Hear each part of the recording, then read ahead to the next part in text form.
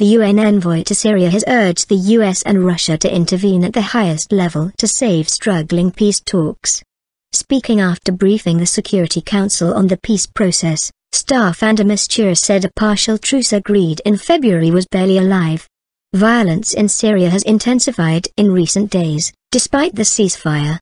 At least 20 civilians were reportedly killed on Wednesday in government strikes on a hospital and nearby residential building in eastern Aleppo.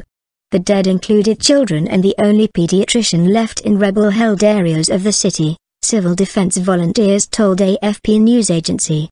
The upsurge in fighting in Syria's largest city comes amid reports that government forces, backed by Russian air power, are gearing up for a major offensive. The escalation has threatened to derail the UN-brokered peace talks, which resumed last month.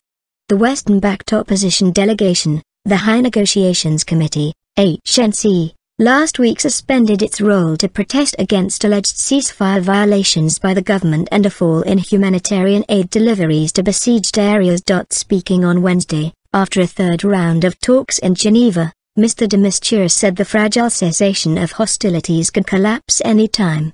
He said that over the past 48 hours an average of 1 Syrian had been killed every 25 minutes and 1 wounded every 13 minutes.